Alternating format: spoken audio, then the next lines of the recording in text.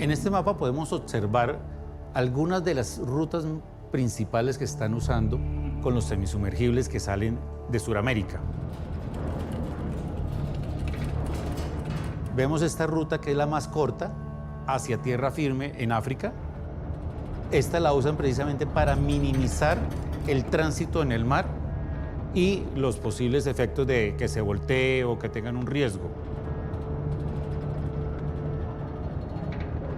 Hay otros que van desde aproximadamente esta área hacia Cabo Verde o Senegal y de ahí se van bordeando hacia Europa o la transportan a otro tipo de medio de transporte. Y esta ruta larga, que es la más riesgosa de todas, que son aproximadamente 3.200 millas, que va directo desde Sudamérica hacia Europa, debe tener en cuenta algunas cosas, por ejemplo, evitar la temporada de huracanes, donde el mar se pone supremamente fuerte y olas altas, mucho viento. Eso puede ocasionar que las embarcaciones se volteen y es supremamente riesgoso.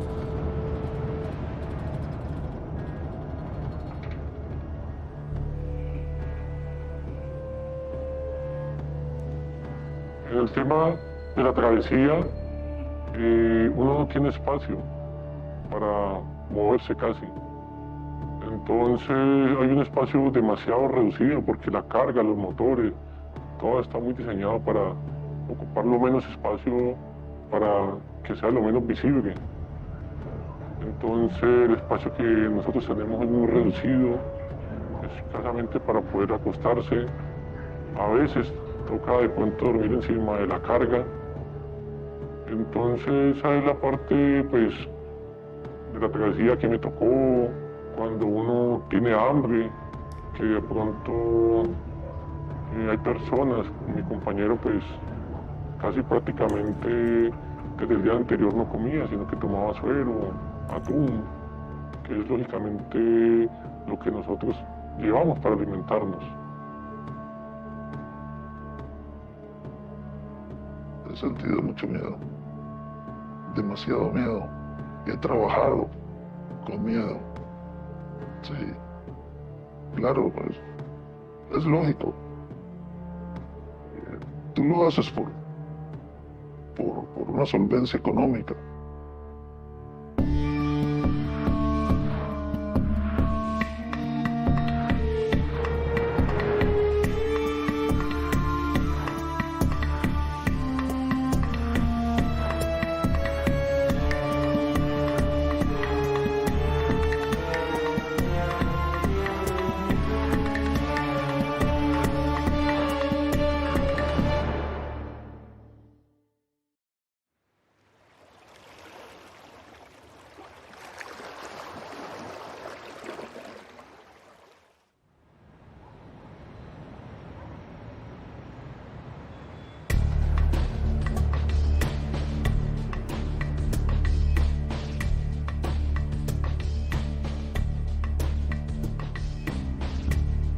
Presuponemos que la producción de la droga se llevó a cabo en una zona selvática próxima a la localidad de Tabatinga, en la provincia de Leticia, en Colombia, puesto que es un enclave estratégico, ya que es la frontera entre tres países, entre Perú, Brasil y Colombia, y además tiene orilla con el río Amazonas.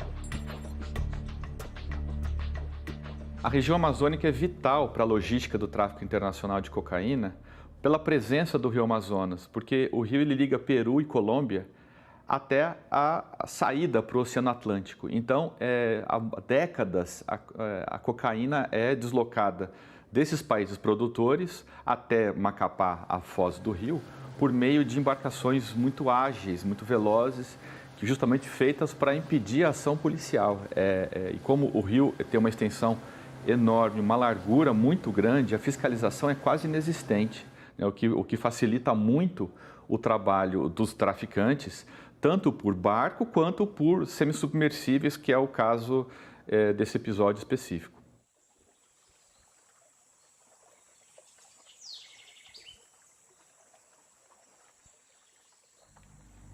Es importante entender que los carteles del narcotráfico utilizan estas regiones por lo inhóspito y por la cercanía al mar.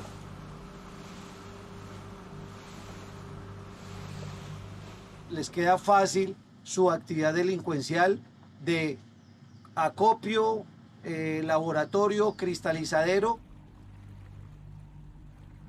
y luego poder establecer una ruta hacia Centroamérica para luego de las conexiones con los carteles de Sinaloa y los carteles mexicanos poder entrar el alcaloide a Estados Unidos.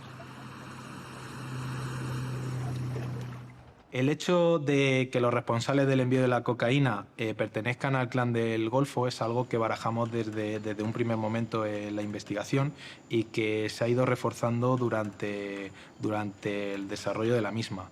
Es una operativa que por su complejidad y envergadura ha de ser asumida por una organización criminal que tenga infraestructura en varios países, que tenga la capacidad de transportar esa gran cantidad de cocaína y asimismo de fabricar un aparato tan complejo como puede llegar a ser un semisumergible.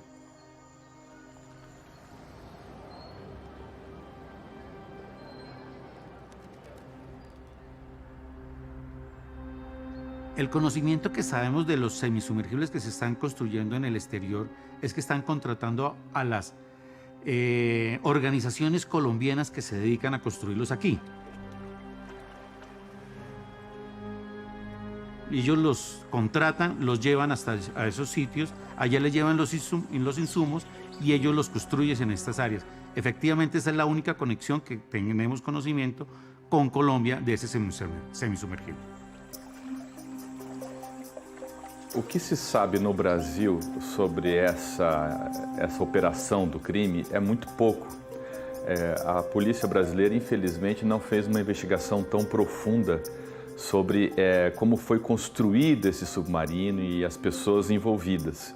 O que se sabe é que ele foi construído em algum ponto próximo ou alguns quilômetros para dentro do Rio Amazonas.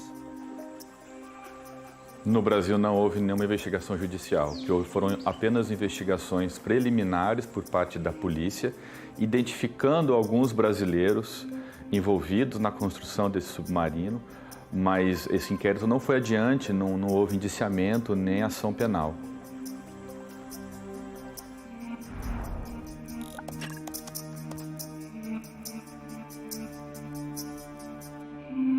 El astillero se encontraba en una zona de la selva bastante profunda, difícil de ser detectada, en bosque bastante frondoso, lo cual dificultaba su visión desde el aire. Y obviamente contaba también con medidas de seguridad como personal armado 24 horas, cuya misión única y exclusiva era garantizar la seguridad tanto del semisumergible como de la droga. Por la información que manejamos, ese primer piloto que iba a realizar la travesía en el arco submarino, al llegar allí encontrarse con el aparato que tenía que utilizar para viajar, tuvo que encontrarse con alguna complicación o no gustarle algún tipo de elemento del submarino que consideraría peligroso para realizarla. La organización tuviera que trazar un plan B, que fue Agustín. Entendemos por los tiempos que se manejaban que esto debió hacerse de una manera bastante precipitada y urgente, dejándole bastante poco margen a Agustín para pensar en lo que estaba haciendo y dónde se estaba metiendo.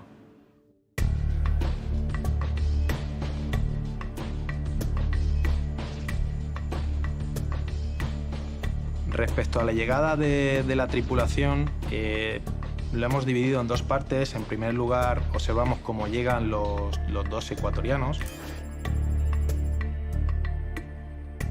Y no lo hacen juntos, sino que lo hacen de forma separada por aeropuertos distintos. De hecho, Luis Tomás llega a Brasil por el aeropuerto internacional de Manaus el día 13 de septiembre. Y su primo Pedro Roberto hace lo propio el día 19 de septiembre, 6 días más tarde, por el aeropuerto de Sao Paulo. El plan A estaba trazado para haberlo ejecutado en en la última semana de septiembre. Se tuvo que posponer más de un mes, lo que llevó a los ecuatorianos a tener que vivir en ese campamento durante ese tiempo.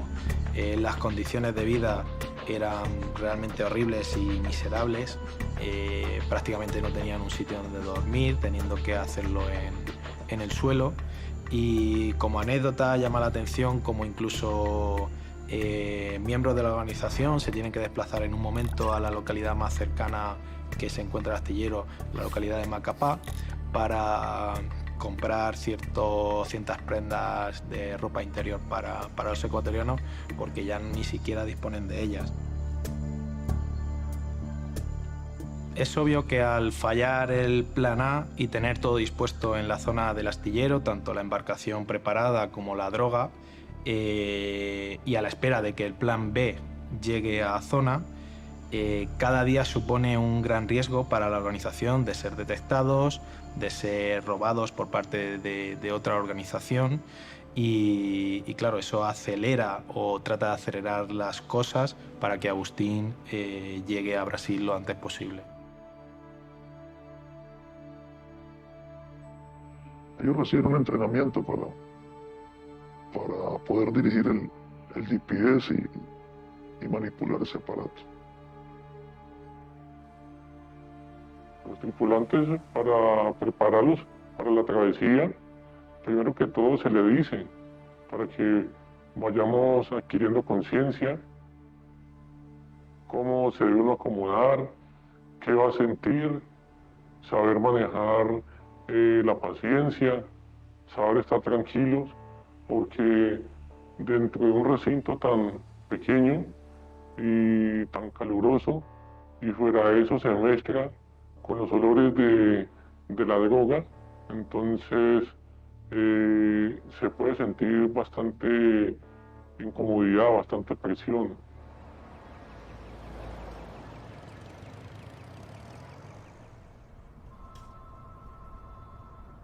Sí hay constancia de la existencia, o se deduce la existencia de una organización gallega que suministra en 2 ocasiones un piloto para ese semiinsumergible, un primer piloto que desiste de realizar la travesía y un segundo que sería Agustín. Podemos deducir que hay una organización gallega de fondo, una organización gallega que entendemos que es la proveedora del transporte. Parece claro que Agustín no gozaba de la misma protección de la que gozó el anterior piloto, que salió indemne de allí habiendo rechazado tal propuesta. Parece también claro que Agustín no tenía ni mucho menos esa opción y que de haberse negado no habría salido de allí con vida.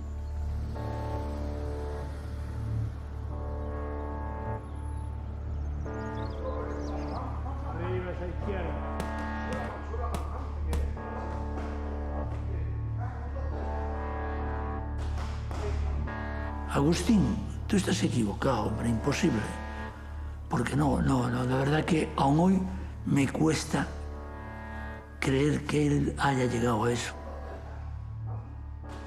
Una de las cosas que me gustaría saber de verdad, y que no sé, no digo que pagaría por ello porque no tengo cuartos para pagarlo, pero saber cómo pudieron meterlo para adentro él. Sube. Cuando sucedió lo que sucedió, me lo comentó un amigo mío y le dije, no, tienes que estar equivocado, Agustín no daba crédito. Podía ser otra persona cualquiera que me lo hubiese creído, pero a lo mejor de Agustín le decía que no, que tenía que estar equivocado, que Agustín no podía ser, que sería otro chico que se llama Agustín, pero que no era. Agustín inicialmente no figuraba en nuestros archivos policiales relacionados con el narcotráfico. Una vez detenido y visto la envergadura de la operación a la que estaba participando, pues nos damos cuenta de que ya tenía una experiencia previa en este tipo de actividades, si no una organización capaz de llevar este tipo de transporte no hubiera contado con él. Las indicaciones que recibe Agustín son las únicas indicaciones posibles.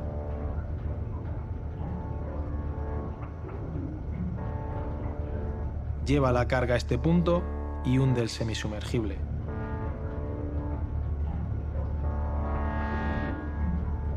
tan simple y tan complejo al mismo tiempo.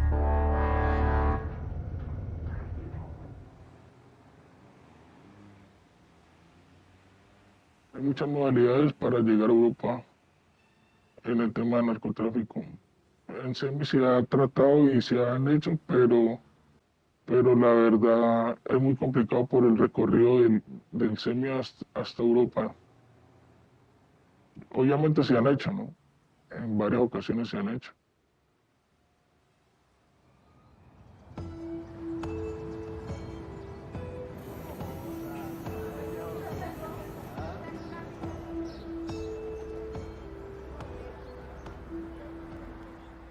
El semisumergible que fue incautado por España salió del delta del río Amazonas en Brasil. Asumimos que pudo haber hecho esta ruta de 3.500 millas y fue incautado más o menos en esta área por las autoridades españolas, con colaboración también de Portugal.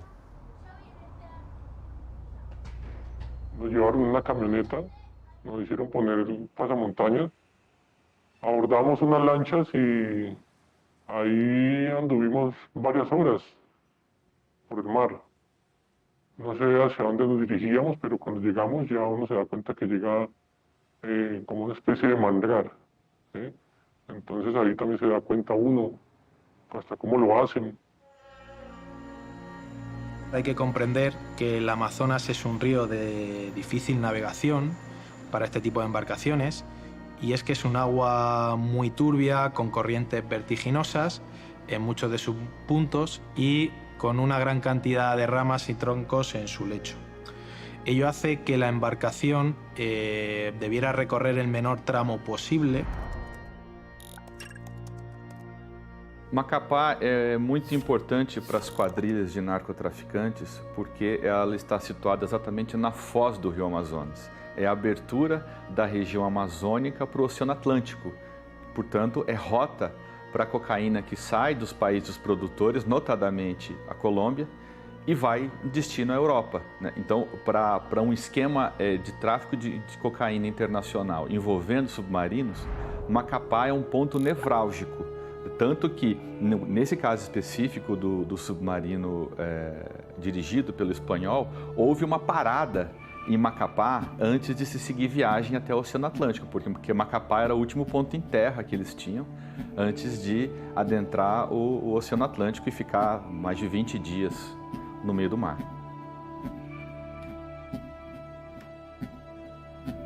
Pensamos que tuvo que ser alguna zona cercana a la desembocadura del Amazonas, que el trayecto lo hicieron en horario nocturno y sirviéndose de algún tipo de barco guía que los condujera hasta la desembocadura.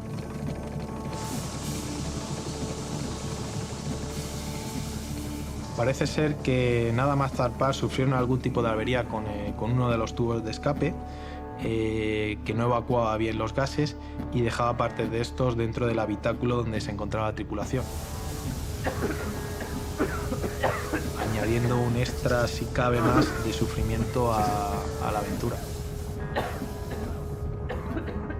Rutinas de vida tales como el aseo, las necesidades fisiológicas se solventaban con recipientes, bolsas, y esporádicamente salían a darse un baño al mar, cosa que hicieron en pocas ocasiones para mantener cierto aseo, pero prácticamente toda la vida la hacían dentro del habitáculo.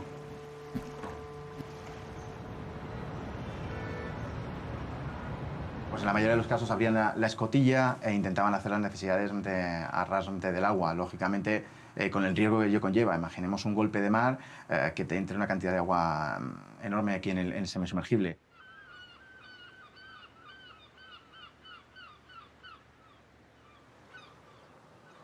Al principio, las primeras 2.000 millas no es una ruta muy frecuentada por mercantes, ¿no? Sin embargo, cuando se sube un poquito más al norte y sobre todo, parece ser que hicieron una ruta que fue al principio bastante al norte, que fue rumbo casi hacia Azores. Y ahí ya empieza a haber mucho más tráfico, porque ya en esas latitudes ya hay mucho más tráfico del continente americano al estrecho y al Mar del Norte. O sea que siempre existe el riesgo de colisión, ¿no? Y ir a ciegas debe ser una experiencia bastante desagradable, ¿no?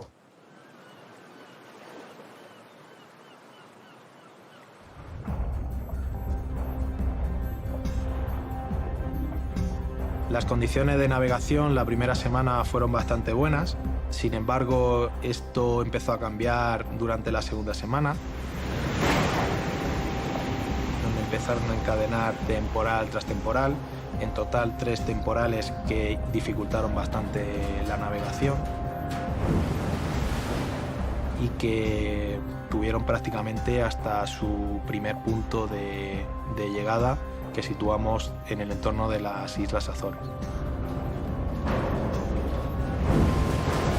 Debido a las condiciones adversas del viaje, tuvieron que modificar su recorrido en varias ocasiones, porque ellos circulaban por una ruta paralela a un trayecto de grandes barcos, intentando no meterse en ella, pero en un momento dado se interpusieron en esta vía y tuvieron un percance con uno de estos gigantescos barcos, teniendo que hacer una maniobra bastante compleja de evasión que fue ejecutada por Agustín y que salvó la vida de la tripulación, puesto que obviamente ser arrollado por uno de estos barcos suponía la muerte inmediata.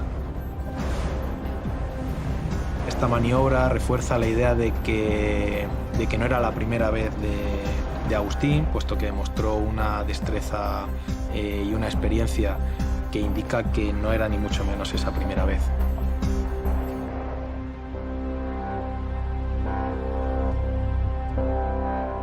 El día 15 llega esa primera información por parte de las autoridades británicas vía MAOC y nos llega a través de CITCO, de 2 primeras posiciones, que son estas 2, que corresponden al día 13 y al día 14, y esa primera estima es la que nos permite saber el rumbo al que se dirige el objetivo y si de alguna manera lo va a mantener, ¿no?, en el transcurso del tiempo, para valorar las posibilidades de despliegue aeronaval, las posibilidades de cuál va a ser el país que va a recepcionar esa mercancía. La primera comunicación que tenemos que puede estar relacionada con esta investigación es una noticia procedente de MAOC de la llegada a Europa de una embarcación desconocida, y nos empiezan a pasar posiciones a través del Centro de Inteligencia contra el Crimen Organizado. Esta comunicación se transfiere a los 3 operadores policiales de España, a Vigilancia Aduanera, a Guardia Civil y a Policía, con la intención de que se determine si existe algún antecedente o alguna operación de esos momentos involucrada con esta información. El CITCO decide que se realice una operación conjunta. Da esta información para ser utilizada por los 3 cuerpos policiales en una operación conjunta.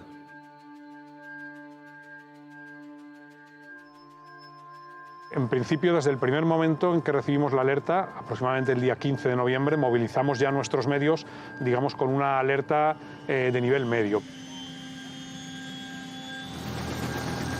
El MAOC, en una primera instancia, decide movilizar y asignar la dirección de la operación a las autoridades portuguesas, en tanto la información inicial venía a decir que la operación iba a desarrollarse en zonas próximas de influencia de las autoridades portuguesas.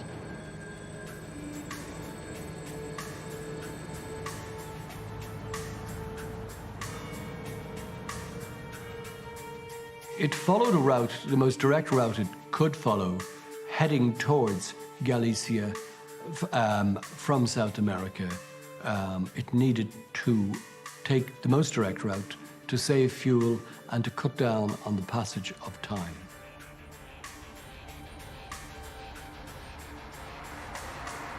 A raíz de esa alerta, lo que hacemos es poner todos los medios disponibles para poder localizar inicialmente una embarcación sospechosa que transportaba cocaína. Con el paso de los días comenzamos a sopesar y por las informaciones que manejábamos que no era ya una embarcación, que era un semisumergible. Días posteriores, la Guardia Civil obtenemos una información, obtenemos inteligencia en la que sabemos que hay una embarcación que se acerca a España y que es un submarino. La noticia inicial es que hay un submarino cargado de cocaína que va a llegar a España. Con las noticias que tenemos de esta información, vinculamos estos datos con la información que se está proporcionando a España desde el MAOC.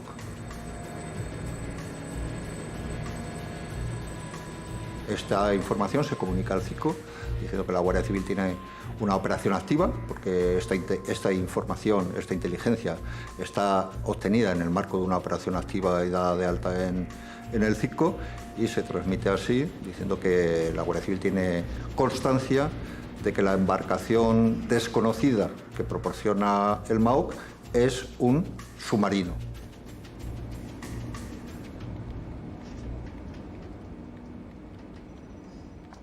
La primera unidad que tiene conocimiento de que esa embarcación que se dirige a las costas gallegas con una importante cantidad de cocaína en su interior es el ECO de Galicia.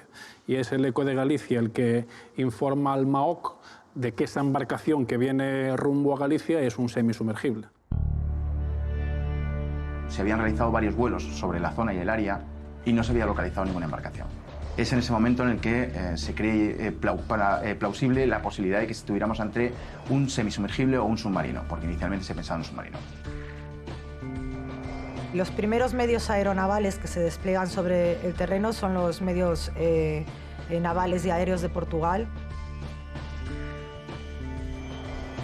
Por proximidad, ¿no?, al país más cercano que puede ser destinatario de esa mercancía es Portugal, y España ya está en prealerta.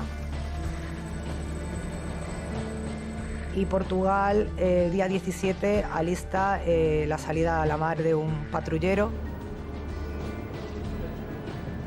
con el apoyo aéreo que saldrá el día siguiente, el día 18, de un medio aéreo también portugués, hacia la zona donde nos va a ir reportando Reino Unido posiciones que nos van a ir llegando.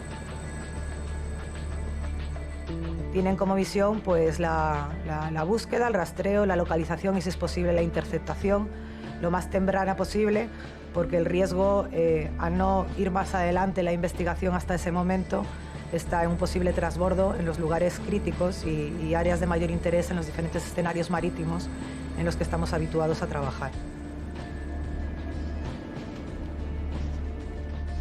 El principal hándicap con el que nos encontramos todas las unidades involucradas en la búsqueda del semisumergible, tanto los colegas portugueses como la Guardia Civil, era que no sabíamos muy bien a qué nos estábamos enfrentando, porque nunca se había aprendido un artefacto de estas características en Europa. Desconocíamos, por ejemplo, por ponerle un ejemplo, si esa embarcación navegaba parcial o totalmente sumergida.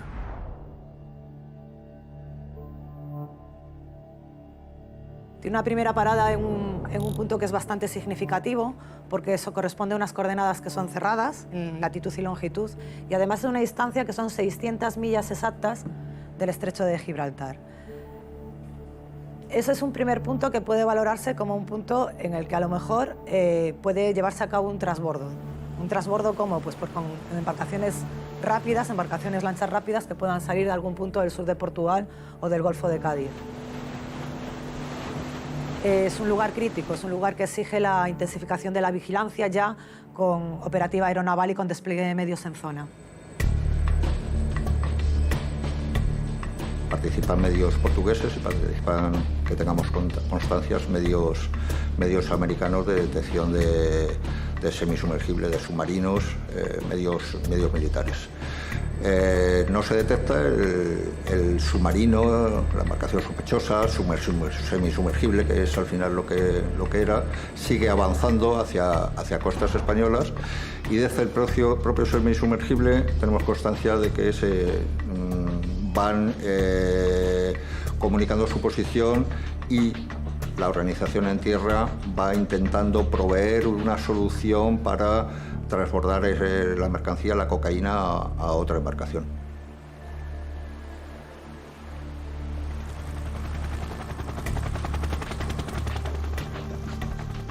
Pensamos que había uno inicial en Azores, luego posteriormente otro que es el que tiene conocimiento Guardia Civil en el marco de la operación Marea Negra del ECO de Galicia, en el que tenemos constancia de que había embarcaciones go-fast, embarcaciones rápidas, que iban a salir desde el suroeste de la península, desde Andalucía, hacia mitad del océano, alejado de las costas españolas, para recoger esta mercancía. Esto fracasa también por problemas mecánicos y por la gran presencia policial que ya en esos momentos existe sobre las posiciones de la embarcación sospechosa, y la embarcación pues toma rumbo norte, rumbo Galicia. Galicia era una de las opciones que barajaba. El hecho de que uno de los tripulantes del semisumergible fuese gallego no es algo circunstancial. Concluido de alguna manera el rastreo por parte de las autoridades portuguesas, por los medios de los que disponen, y que continúa el medio aéreo rastreando un segundo vuelo a lo largo de aquel día, del día 19, pues ya tenemos más información, ¿no? Va llegando a lo largo de los siguientes días información por parte de las autoridades británicas. Ya nos comunican que ha habido un intento de transbordo previo en unas coordenadas concretas. Y en este momento pues, se baraja pues, que ese intento de transbordo ha sido fallido. Hay que ampliar el abanico de posibilidades a nivel de investigación, la posibilidad que salgan lanchas rápidas del sur de Portugal o del sur de la zona del Golfo de Cádiz, que conecte con bandas afincadas, ¿no?, logísticamente en ese lugar, a recepcionar la mercancía, o la posibilidad en un momento dado de que esta mercancía vaya a ser descargada en algún punto dentro de lo que es la costa portuguesa, o ya a partir de los días sucesivos y a medida que va llegando las posiciones, pues la posibilidad de que vaya a haber un contacto con algún tipo de organización afincada en Galicia o en el norte de España. Tenemos constancia de la existencia de una posible último intento de trasvase de la mercancía a otra embarcación, y lo que se intenta es abortar esa posible trasvase de mercancía. Más o menos a la altura de estas posiciones es cuando nos llega el comunicado ya oficial en el que se habla de que eso se trata de un semisumergible. Se sabe que va cargado con 3.000 kilos de cocaína y que su destino final va a ser costa gallega, en concreto la zona de Io.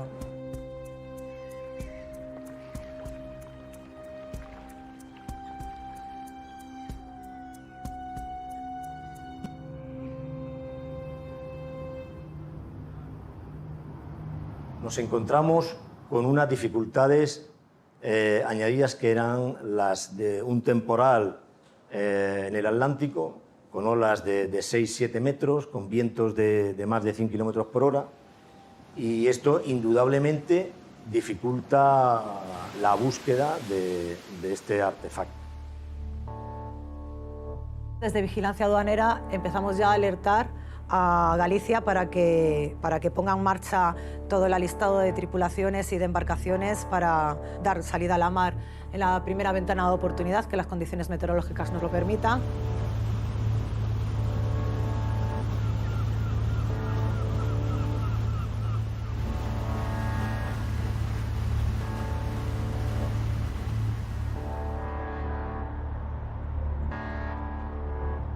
El plazo es muy rápido. Se recibe la alerta un 15 de noviembre, el día 22 o 21, si no recuerdo mal, de noviembre se interviene ya el semisumergible, y unos 2 o 3 días más tarde es cuando se detiene Agustín.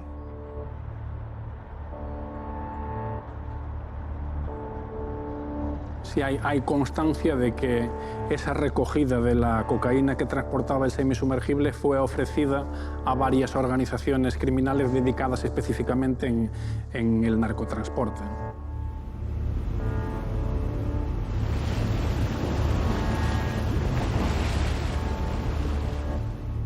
El día 22, aproximadamente a las 3 de la tarde, a las 15:00, recibimos ya unas coordenadas que nos ubican el objetivo, el narcosubmarino, como a 25 o 30 millas náuticas al suroeste de Vigo. ¿Qué intentamos en ese momento? Intentamos pues, controlar su posible entrada en Vigo o en la ría de Aldán. El problema que tenemos es que las condiciones de la mar son penosas. Estamos hablando de un viento de fuerza 8, temporal, olas de 5 metros. Entonces nuestro patrullero halcón de Vigo intenta ir al encuentro de esas coordenadas, pero como le resulta imposible llegar, lo que opta es por quedarse aquí, resguardado por las CIES, a la espera de poder interceptar el objetivo si finalmente entra en la ría de Vigo.